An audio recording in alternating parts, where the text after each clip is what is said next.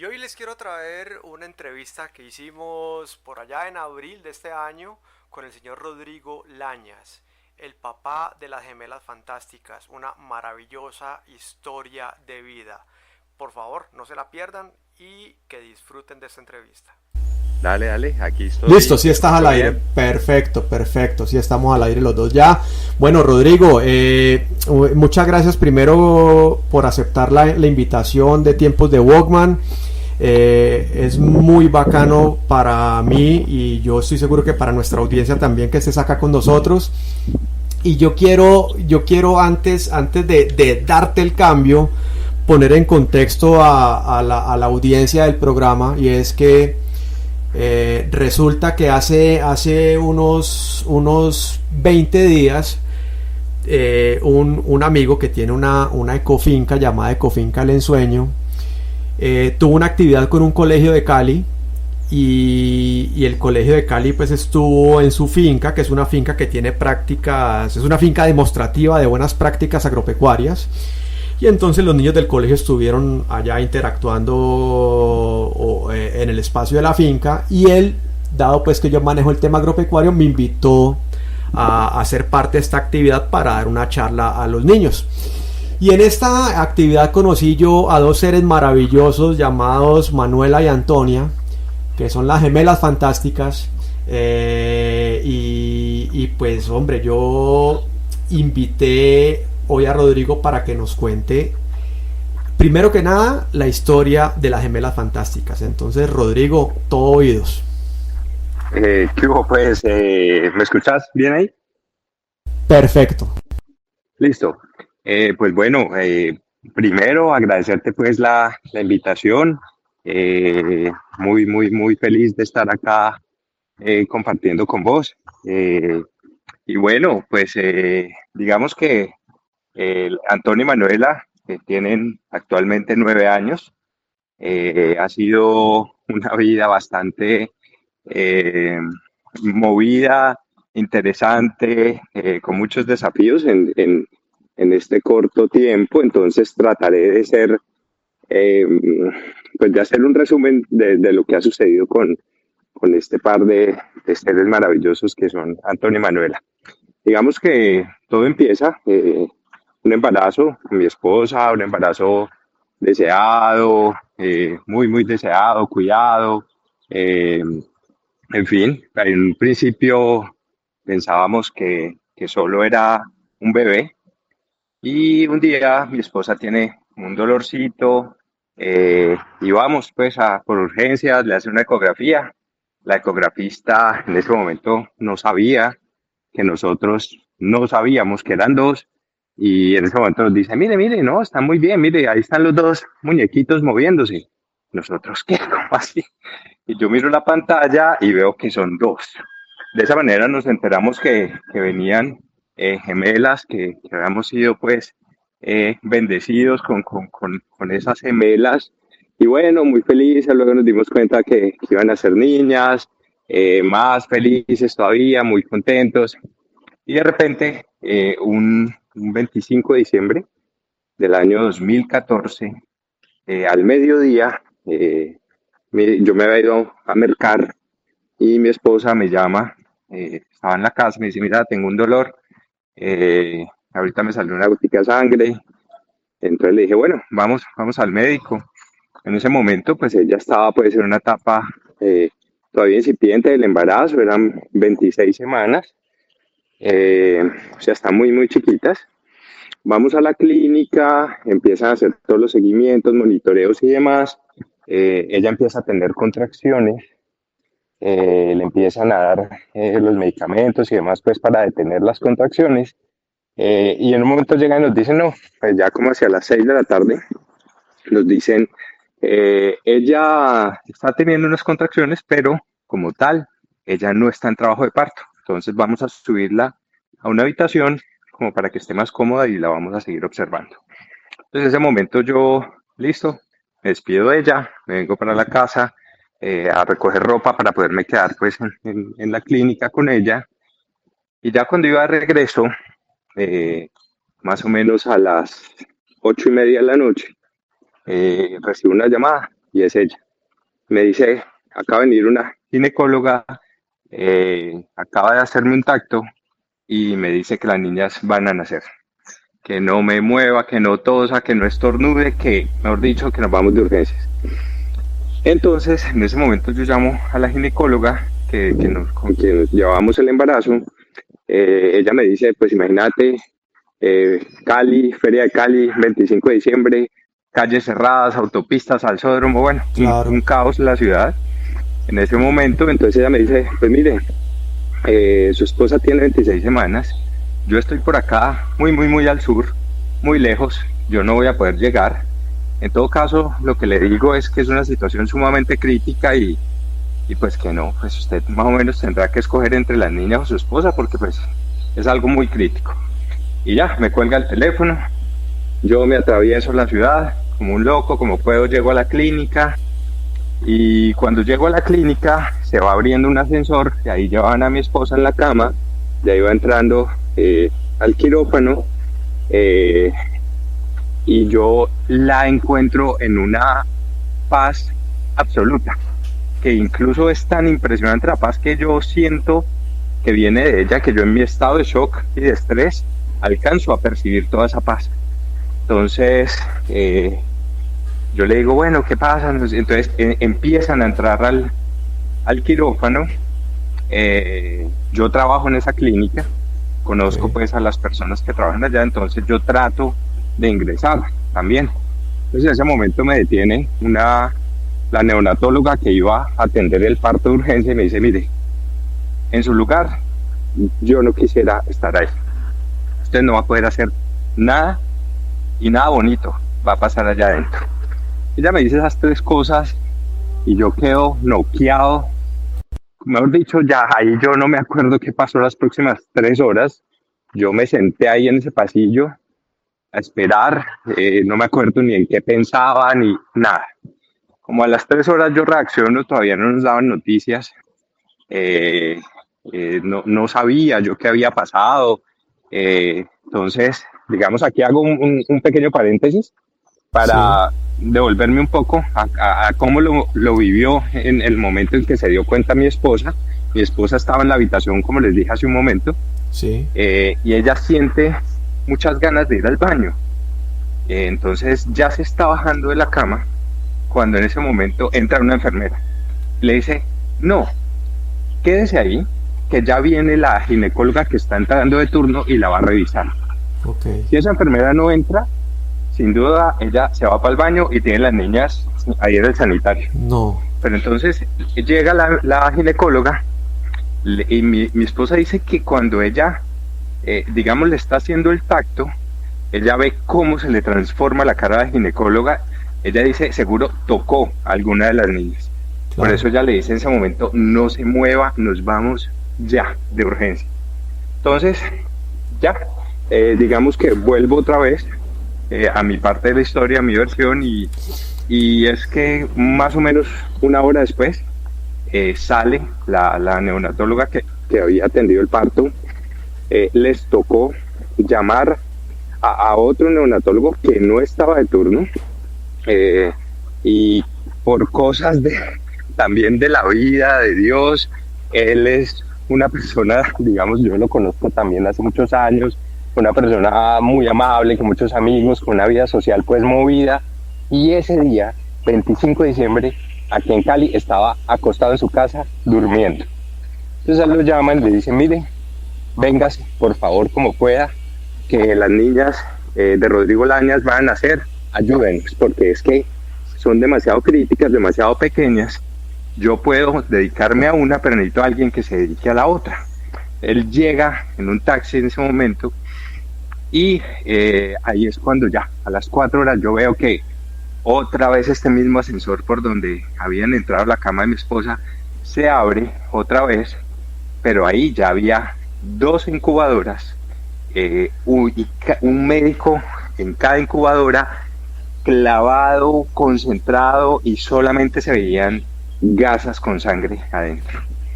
Entonces luego ella me dice, al rato me busca, me dice, mire, el tema es muy crítico, las niñas nacen muy deprimidas, son muy prematuras. Nosotros llamamos a esta categoría prematuras extremas porque en realidad están en la línea entre vivir o no sobrevivir, o si sobreviven pues quedan con las secuelas muy importantes de por vida. Yo le puedo decir que sus hijas lo van a lograr, estamos haciendo todo lo posible, pero estas primeras horas pues van a ser muy críticas y muy importantes. Entonces, pues bueno, digamos que así empieza todo esto. Antonia la mayor, por un minuto, nace a las 9:01 de la noche. Ajá. Y Antonia se muere como 3 veces. ¿Cómo? La tienen que reanimar 3 veces porque no arrancaba a respirar, pues sus pulmones todavía no estaban, digamos, con la maduración suficiente para funcionar. Manuela también muy deprimida y se muere también como 2 veces y la reaniman también ahí, lo logran y la logran reanimar. Luego, pues nada, toda la noche ellos tratando de estabilizarlas, conectándolas pues a un ventilador para poder que respiraran, y a las 6 de la mañana me van y yo pues con mi esposa, afortunadamente mi esposa pues salió bien dentro de la cirugía, digamos físicamente se encontraba bien, fuerte, y me dicen, listo, ya están las niñas, las quiero ir a ver. Entonces yo, bueno, sí, pues voy a conocerlas. Pues cuando uno le han tocado este tipo de cosas, pues uno nunca ha entrado a una UCI neonatal, ni a una UCI, y nada, uno no está familiarizado con ese tipo de espacios. Entonces pues yo entro. Yo te hago una pregunta. Sí, te hago una pregunta, Rodrigo, y es este tipo, o sea, esta situación era algo nuevo para la clínica y para los médicos que atendieron. No, digamos que las clínicas que atienden partos generalmente pues se enfrentan a este tipo de situaciones de nacimientos prematuros, solo que no es tan común tener partos tan prematuros, porque pues ahí sí ya pues todo se complica mucho más, por lo que te mencioné hace un momento. Pero digamos ellos tienen todo el equipo técnico, médico, humano pues para hacer frente a estas situaciones. Entonces, volviendo a la historia, yo entro en esta sala, es una sala llena de incubadoras y llena de monitores, de pitos, y me dicen, mire, ahí están, se las presentamos, gemela 1 y gemela 2. Yo me paro en medio de las 2 incubadoras y yo recuerdo que volteé a ver a una y yo, Dios mío, yo nunca había visto un ser humano tan pequeño, es que en realidad yo recuerdo que la piel era como transparente, como que yo le podía ver directamente casi los pulmoncitos. Y miro la otra y la otra pues igual. Entonces cuando volteo para un lado, volteo para el otro, digo, bueno, listo, muchas gracias, y me salgo. Y de esa manera, digamos, conocí a mis hijas, conocí a Antonia y Manuela. A partir de ahí, digamos, la historia ya continúa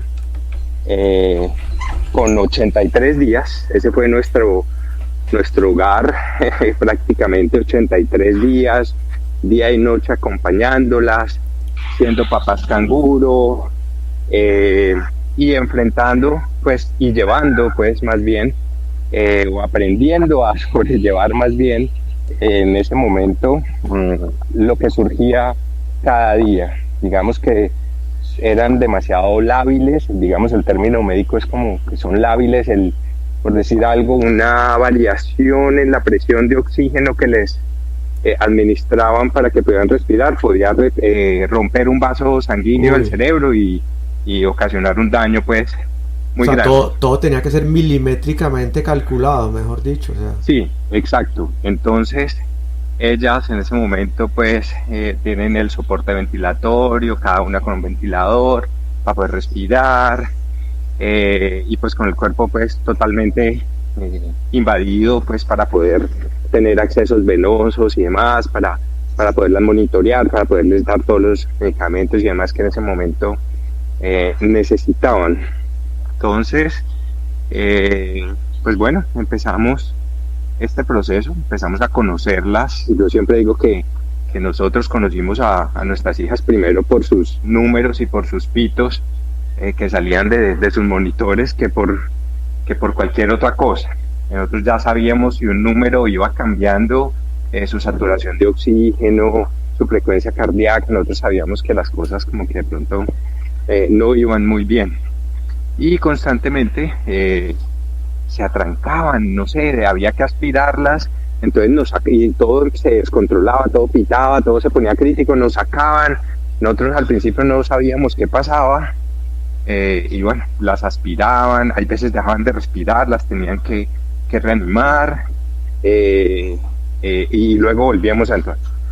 Pero esto, digamos, son procedimientos de rutina para todas estas personas, pues que durante estos 83 días cuidaron con tanto amor y empeño a nuestras hijas y que bueno, se convierten como en parte de la familia, pues, y pues uno tiene una gratitud enorme siempre, ya eterna, hacia esas personas. Entonces digamos que ahí ellas suben, bajan, tienen demasiada variación en su estado de salud. Una muestra de eso es que nos preguntaban constantemente nuestros teléfonos cuando nos íbamos. Nosotros nos íbamos como a las 8 de la noche, ya que cerraban la UCI, o a las 9, no me acuerdo. Y nos decía, venga, ¿cómo es que es su teléfono? No, pues tal. A la otra semana, venga, es su teléfono. Nosotros decíamos, ay, pero como tan desorganizados, ¿por qué no apuntan estos teléfonos de una vez? Luego nos contaron que cuando nos preguntaban los teléfonos es que decían, no, Manuela está muy crítica, no creemos que pase esta noche, tenemos que tener a mano el teléfono de los papás porque muy probablemente pues no lo logre y no pase de esta noche. Y eso era constantemente. Nosotros llegábamos a casa y no, pues el temor de llamar a la UCI a preguntar qué había pasado. Bueno, nos turnábamos para poder hacer esas llamadas que no nos gustaban mucho, le dábamos mucho miedo. Luego, digamos que surge, bueno, la primera complicación grave es que empiezan a presentar una complicación médica que se llama hipertensión pulmonar, y es que la sangre venosa se mezcla con la sangre arterial y eso hace que cause una condición médica que se llama de esa manera, y si eso no se corrige, pues el paciente se muere. Generalmente cuando los niños nacen, los niños pegan su primer grito, como que se cierra una valvulita en su corazoncito y no permite que esto suceda. Pues como ellas ni gritaron ni nada, entonces pues eso no sucedió. Y el primer tratamiento es farmacológico, les dan unas dosis altas de ibuprofeno y con eso generalmente se cierra. A Manuela, con el primer ciclo no se le cerró, pero sí se cerró con el segundo. Antonia no. Entonces ya ahí la opción es la cirugía. Es una cirugía pues ya de corazón abierto. Antonia nació en ese momento pesaría 700 gramos, más o menos. Medía más o menos unos 33 centímetros. Y tenían que ya abrirle el tórax para entrar y poner un clipcito, ese que no se había cerrado. Entonces en ese momento se necesitaba un kit especial porque es un kit ya ese clipcito es muy pequeño. Bueno, no había en la clínica, finalmente lo encuentran, pero luego el cirujano pediatra tampoco estaba en la ciudad, y justamente la noche que había que operarla, él iba llegando a Cali. Y me acuerdo, el doctor Villamizar, decano de medicina de la Javeriana, llega al aeropuerto directo a la clínica y nos dice, bueno muchachos, esto se soluciona sencillo. Si lo logramos, estamos listos y lo logramos y ella va a seguir muy bien. Y si no, pues no sale de la cirugía. Ahí Nos vemos. cuántos días habían pasado, o sea, cuántos días De tenían ya. nacida, ella llevaría más o menos, no, pues unos 12 días de nacida, pues más o menos.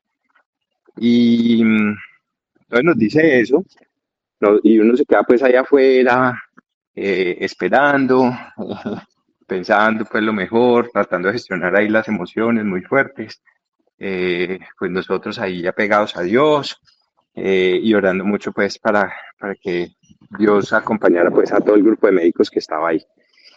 Y luego sale, dice, listo, ¿no? Un éxito, lo pudimos hacer, ella va a seguir muy bien, hasta luego.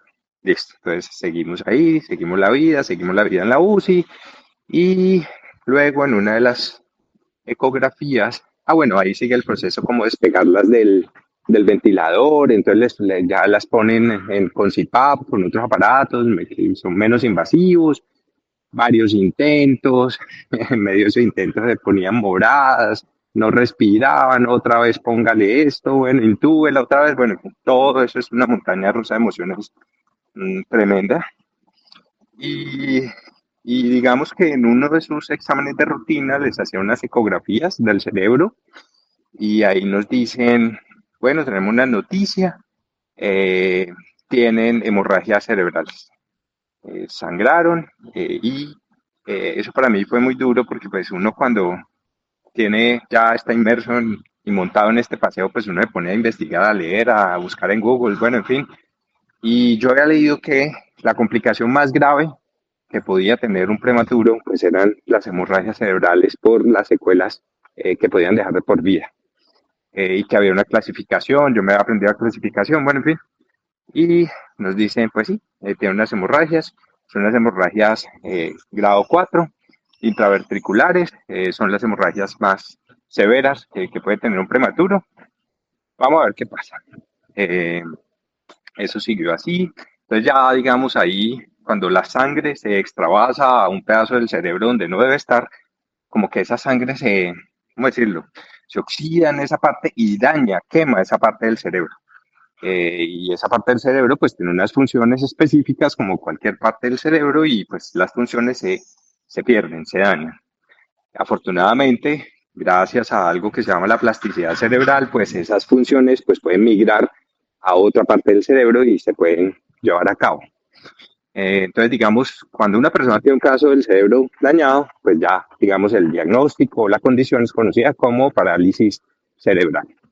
Después ahí ya estábamos haciendo nuestro primer curso para entender qué era esto de la discapacidad, de la parálisis cerebral y demás, pues que es todo un mundo y hay que hacer una serie de duelos, de comprensiones y demás, porque pues la vida, las expectativas y demás, pues cambian bastante con un panorama de estos.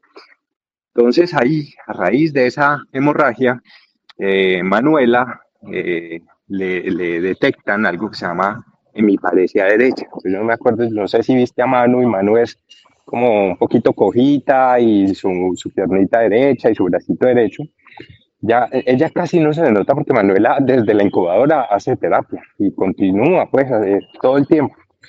Pero digamos que las fibras motoras del lado derecho de Manuela, de miembro superior, miembro inferior, pues se afectaron bastante. Esa partecita del cerebro fue la que se dañó.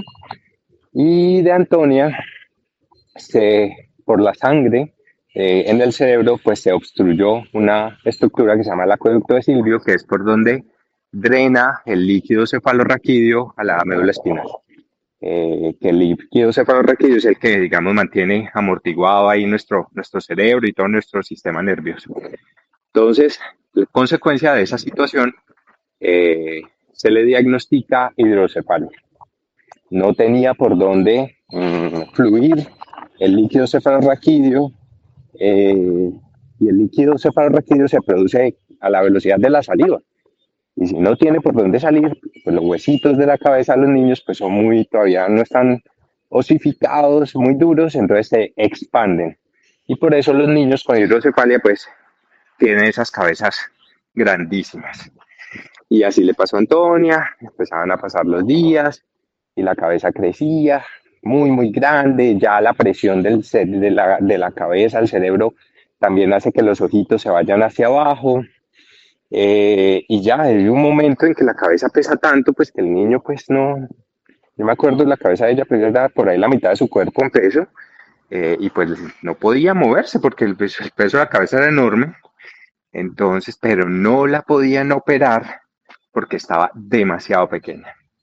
Entonces había que aguantar los días que más se pudiera, eh, pues para poder empezar a pensar en una cirugía pues para controlar la hidrocefalia, con el riesgo pues de que el aumento de la presión intracraneana pues también generara daños irreversibles en el cerebro.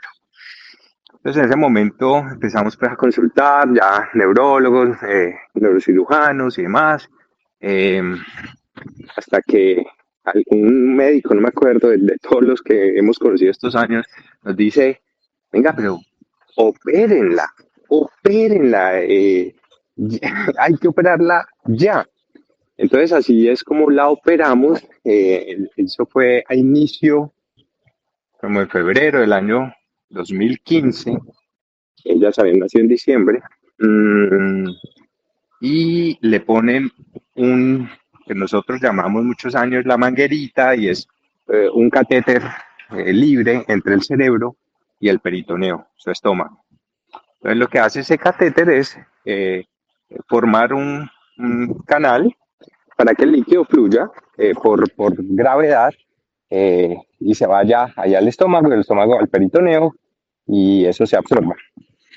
Entonces, en resumen, cuando empezamos todas estas cirugías cerebrales en el año 2015, en el año 2015 tuvimos unas 9, porque ese catéter se obstruía. ¿Todo Y se esto obstruía. antes de los 80 días o Eso fue ya, no, eso fue ya habiendo salido, pues, de la... de Ok. la, sí, o sea, eso fue como el primer trimestre del 2015, más o menos. O sea, como en marzo, abril, sí, más o menos marzo, abril del 2015. Y entre esa fecha, más o menos abril y diciembre de ese año, pues tenemos que hacer 9 cambios de ese catéter, porque se tapaba por las proteínas, por la sangre, en fin. Entonces, cada vez entraba a cirugía, retirar el catéter, hasta que ya, en diciembre del año 2015, ese catéter cuaja y funciona y sigue funcionando para el control de la hidrocefalia. Luego su cuerpo sigue creciendo y, digamos, equipara el tamaño de su cabeza. Y, digamos, hoy, Antonio y Manuela son gemelas idénticas, pero su cara es un poquito diferente, no son tan iguales porque digamos, el cráneo de Antonia y la forma de su cara cambió un poco por la hidrocefalia. Entonces, digamos que ella vive con su catéter como hasta octubre del 2020, en plena pandemia. Entonces, eh, disfunciona. Entramos otra vez a la clínica, una serie más o menos de unas 3, 4 cirugías en una semana, hasta que los médicos encuentran pues que el catéter es permeable, es decir, funciona, pero encuentran todo el líquido sin absorberse en la cavidad abdominal.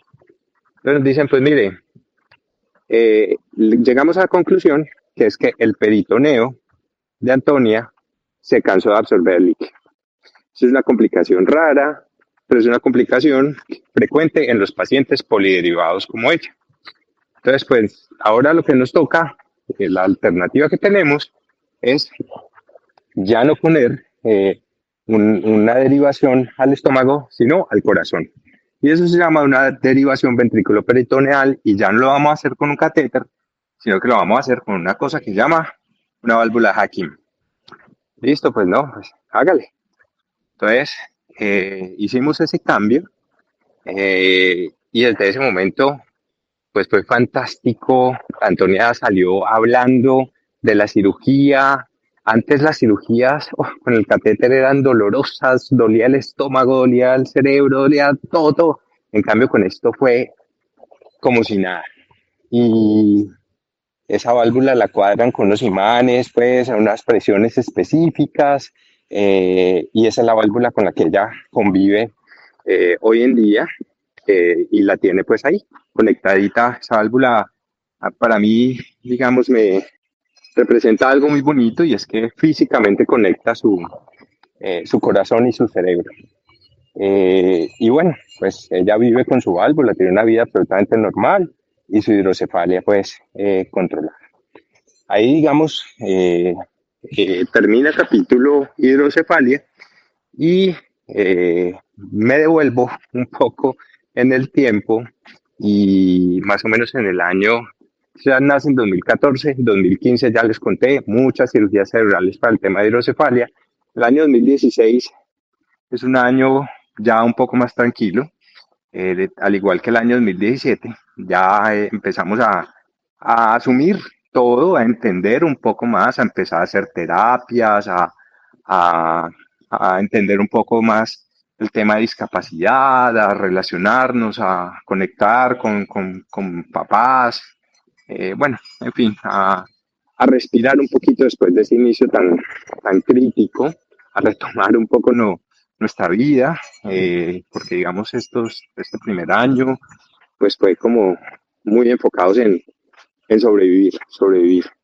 Eh, eh, Mi esposa, su empresa le dio más tiempo, pudo estar más tiempo en la casa. A mí también mis jefes y mi empresa me apoyó mucho durante esos años para poder estar ahí, y con tantas ausencias. Pues yo estaba trabajando y me llamaban, no, pues mire, toca salir para la clínica, bueno. Pero entonces, en el año 2018, cuando nosotros salimos de la UCI, la directora de la UCI, después de los 83 días, nos dijo, ahí les quedan las cicatricitas en el cerebro por esas hemorragias. Y se despide de nosotros en un cuartico ahí al lado, nos abraza y nos dice, miren muchachos, realmente solos no hubiéramos podido. Dios nos ayudó y estuvo con nosotros todo el tiempo. Se llora, nos abrazamos, lloramos, y nos venimos para la casa. Entonces, pasa lo que les he contado, y en el año 2018, las cicatricitas se manifiestan. Y se manifiestan de la manera que Antonio y Manuela empiezan a convulsionar. Primero creo convulsiona Antonia, empieza a tener crisis epilépticas, luego Manuela. Entonces, en resumen, son diagnosticadas con epilepsia. En ese momento, pues ya empezamos a comprender, a empaparnos un poco más de qué es la epilepsia, cómo se controla, medicamentos, cómo es vivir con epilepsia, bueno, todo. Y la epilepsia de Manuela se controla con un medicamento. Y es una epilepsia, digamos, convencional. Más o menos el 80% de las epilepsias se controlan con uno o dos medicamentos, pues se controlan, y la persona pues lleva una vida pues normal.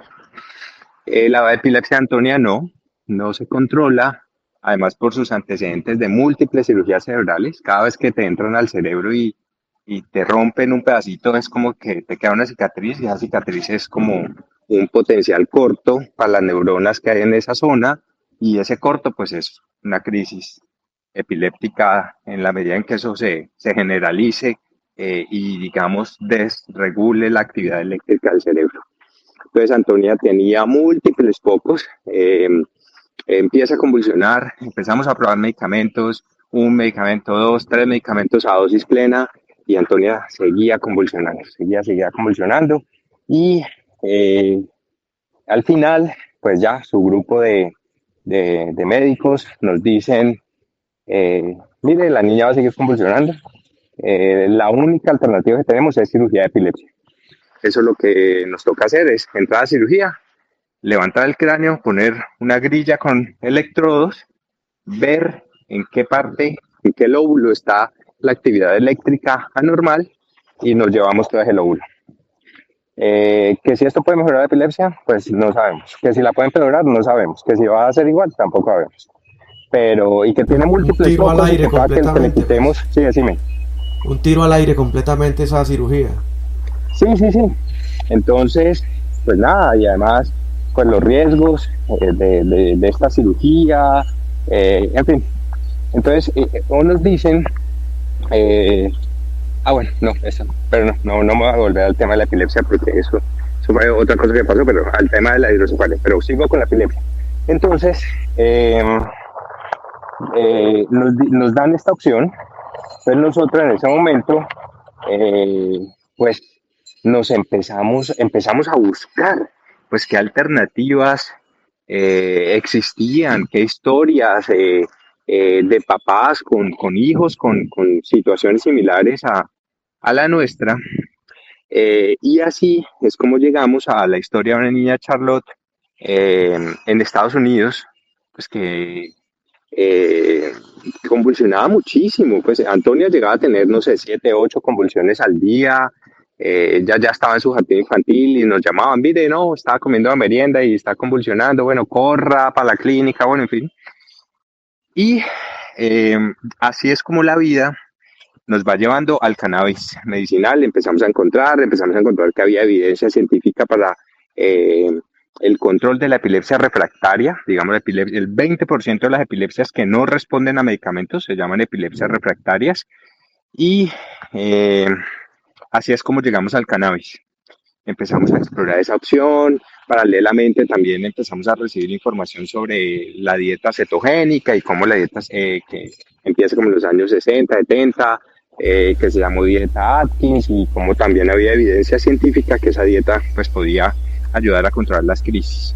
Rodrigo, y Sí, esa búsqueda de soluciones a través del cannabis es de la mano de algún médico o es solamente tú y tu señora no, investigando? no, en ese momento, digamos, todavía hemos avanzado mucho, mucho en la comprensión y, digamos, en quitar un poco el tabú del cannabis en Colombia. Además, en ese momento ni siquiera estaba regulado. En este momento ya hay una regulación, ¿cierto? Pero no, en ese momento nosotros a nuestro neurólogo le medio comentamos y nos dijo, mire, ¿sabe qué, muchachos? Ustedes me llegan a decir que le están dando marihuana a las niñas, ustedes se buscan otro neurólogo porque yo no voy a permitir eso. Y yo así no trabajo. Pues bueno, nosotros estábamos desesperados, nosotros no queríamos que le quitaran medio cerebro a nuestra hija y buscando, conectando con otras papás, en grupos, en Facebook, en no sé qué. Llegamos al que yo llamé muchos años y lo quiero mucho y le agradezco mucho a nuestro jíbaro profesional, un muchacho de apellido, de nombre, sobrenombre Pasco, y Pasco estaba en Copacabana, Antioquia. Un día hablo con él, le cuento la situación, tiene una fundación y tiene una fundación donde justamente se dedican a manejar estas situaciones médicas, incluso mucho más severas que la de Antonia, con el cannabis medicinal y con una casuística importantísima, pero todo absolutamente artesanal. En ese momento en Colombia no había regulación y todo lo que tuviera que ver con cannabis medicinal en ese momento era ilegal. Entonces, un día yo le digo, listo, hermano, mándeme el gotero. Es un gotero como cualquier gotero, un gotero café, sin nada. La dosis, todo de ahí en adelante era puro ensayo y error. Vení, pero ¿cuánto le doy? No puede empezar con una gota. Pero sigo convulsionando, pues dale otra, ¿no? Otra, y vas viendo, y bueno, en fin. Hasta que un día, pues eso también nos daba mucho miedo. Pero un día estábamos aquí en el lago Calima cerca, estaba una Semana Santa, estábamos desayunando y Antonia volvió a convulsionar. Ahí volvió a convulsionar. Y habíamos probado ya 5 anticonvulsivantes y nada nos funcionaba. Y conoce, y pues medicamentos muy duros, pues con unos efectos colaterales muy complejos. Entonces mi esposa me dice, nos vamos ya para la casa, sacamos el gotero y le damos esas gotas. Dicho y hecho, lo hicimos y estuvo controlada sin convulsionar como 4 o 5 meses. Lógicamente no abandonamos los otros anticonvulsivantes. Usamos el cannabis como coayudante de la terapia con los anticonvulsivantes convencionales. Y así seguimos. Y yo seguí en contacto con Pasco. Pasco me seguía mandando el frasquito. Lógicamente esto no se lo decíamos pues a nuestros médicos porque, repito, en ese momento faltaba mucha información, regulación y demás. Eh, y en ese momento a mí me invitan a través de mis colegas de la Universidad del Valle. Dice, mira, hay un congreso de servicios de salud en la población mayor. Vos que trabajas en servicios de salud, vos por qué no venís y charlas ahí un conversatorio. Sí, sí, me parece excelente, yo voy. Y en ese congreso, fue en el Inter aquí en Cali, me acuerdo que había un stand como con una matica de cannabis, como verdecita, una marca Kyron. Entonces yo me acerco y yo, venga, ¿y qué es esto? No, pues es que somos Kyron, el laboratorio más grande, colombo-canadiense, bueno, pero estamos aquí en Colombia, trabajamos el cannabis medicinal para no sé qué, no sé qué, no sé qué. Mire, entra en la charla, hay una epileptóloga hablando del tema del control de la epilepsia con cannabis. Yo entro a esa charla porque es que cuando uno le toca de la manera que uno menos piensa, le llega. Y le presento el caso a la señora cuando se baja, digamos, de exponer, le cuento de mis hijas y me dice, no, ellas son perfectas, son las pacientes que necesitamos, nosotros estamos ya por sacar un producto, estamos un poco enredados con la regulación, el gobierno todavía, el INVIMA, ¿no? Hay cosas que no hemos podido superar, pero ellas son perfectas. Yo le dije, bueno, sí, cambiamos datos, eso se quedó así. Y 4 meses después me contactan y me dicen, mire, bueno, previamente me llevan a Bogotá, me llevan a un foro con Revista Semana, con director del INVIMA, con senadores, para contar mi caso. Yo en ese momento no era muy consciente de las implicaciones legales de lo que yo hacía, y yo allá abiertamente a todas estas personas del gobierno y demás les dije, yo le doy cannabis a mi hija y yo se lo voy a seguir dando porque es lo único que me ha funcionado.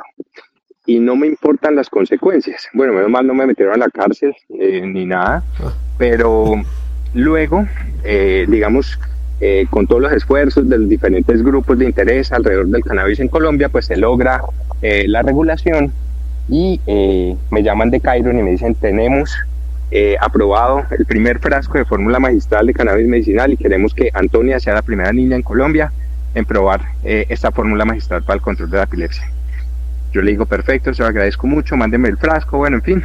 Y eso fue una noche donde tomamos la decisión de decirle adiós a nuestro goterito cafecito, que era lo único que nos había servido, y pasamos a nuestro cannabis, ya una fórmula desde la planta tiene su nombre, el frasco llega con su nombre, o sea, es todo exactamente. Con toda todo, la trazabilidad, solo, sí.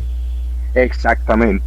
Entonces, y preparado se sabe que en tanto hay tantos miligramos, en cambio vos no tenés eso cuando tenés un producto claro, artesanal, y eso digamos, y trae a la ecuación pues unas variables pues que uno quisiera pues no tener.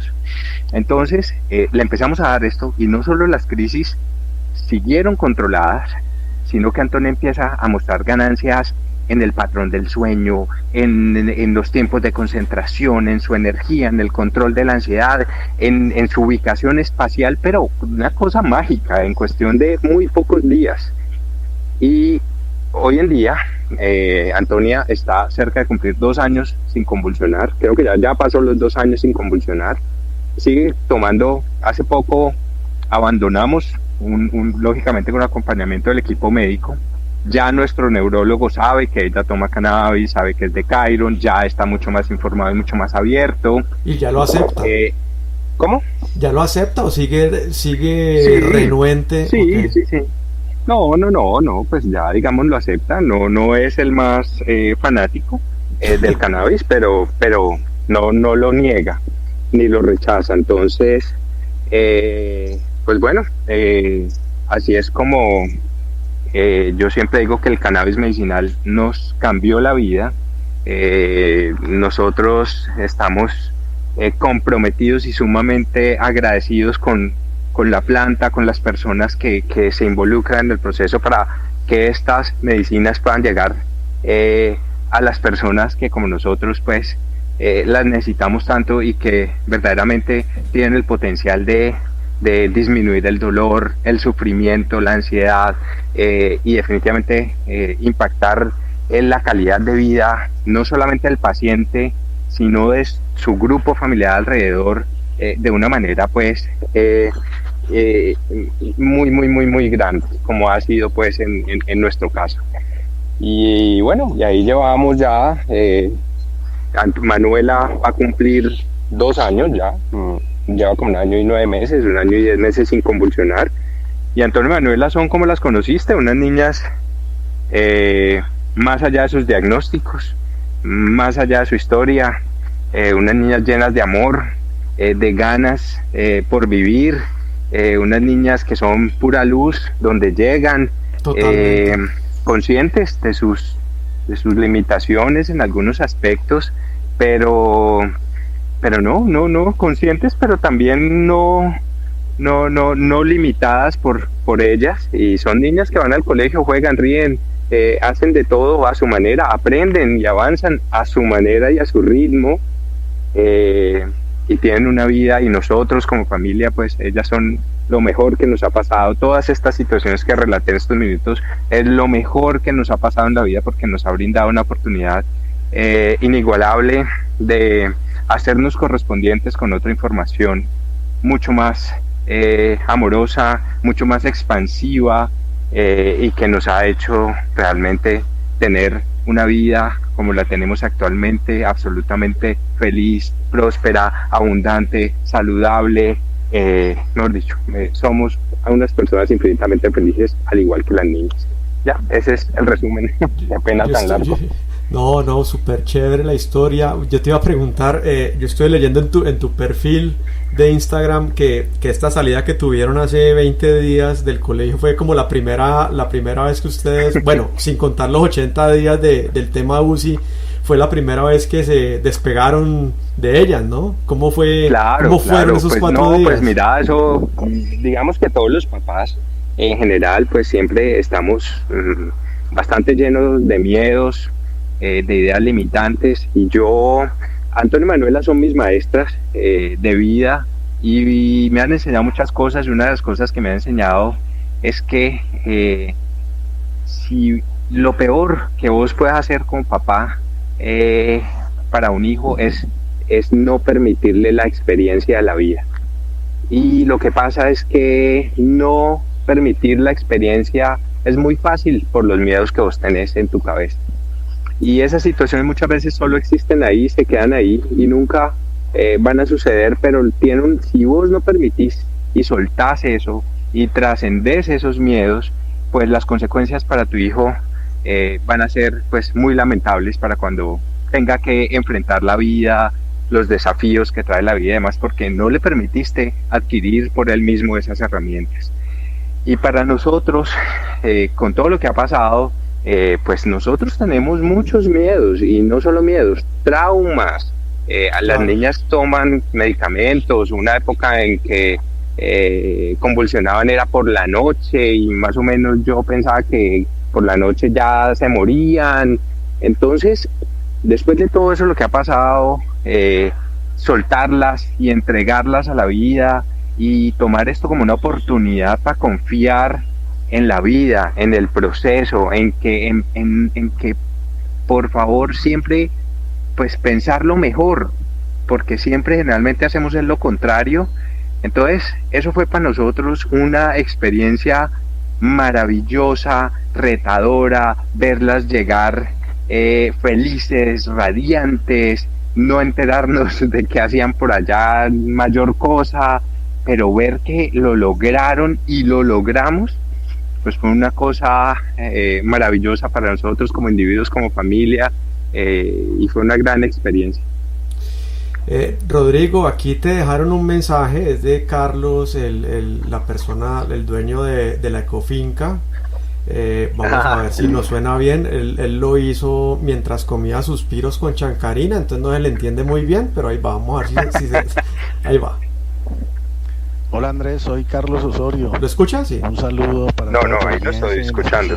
Para las gemelas y para sus padres, para la audiencia y para todos que no me conocen, por supuesto. Soy el director de la Ecofinca El Ensueño, y acá tuvimos la oportunidad de conocer a este par de seres humanos fantásticos que son las gemelas, quienes nos maravillaron con su alegría por la vida y por su actitud No oigo. ¿No oyes? desafiante. No, No, bueno, ya te lo voy a poner. Voy a ¿me lo hacer mandas? aquí. Te lo va a enviar, pero básicamente lo que está haciendo es, bueno, te lo va a enviar para que lo escuches. Ya sonó aquí al aire. Que estoy aprendiendo apenas a manejar esta consola virtual, digital, entonces estoy como buñuelo, mejor dicho, pero bueno. Pero básicamente te está invitando o los está invitando a ti, a tu señora, a Antonia, a Manuela, a almorzar al restaurante de ellos, que queda acá donde ellas estuvieron con el colegio. Qué rico. Entonces, pues maravilloso, pues yo los voy a poner en encantados, contacto. Chévere. ¿Listo? Sí, muchas gracias. No, encantados, claro que sí. Bueno, Rodrigo, muchas gracias por estar con nosotros. Una historia muy bonita y yo espero que sea de utilidad, sobre todo para las personas que estuvieron conectadas acá con Tiempos de Walkman.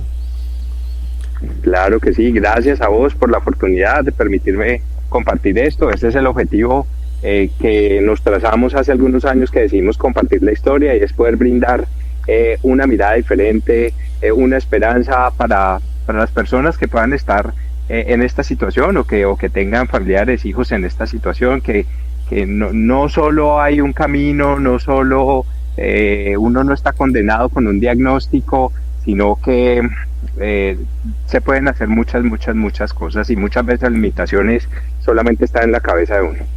Bueno, Rodrigo, un abrazo, saludos a tu familia y seguimos en contacto. Claro que sí, Andrés, un abrazo, Bueno, muchas gracias, bueno. que estés muy bien, chao. Bueno, chao. Bueno, espero que les haya gustado esta charla que tuvimos con Rodrigo, y bueno, no se olviden de compartir nuestra señal con todas las personas que ustedes conocen. Esto es un proyecto que apenas inicia, en la emisora Radiola, y este programa Tiempos de Walkman. Un abrazo, chao.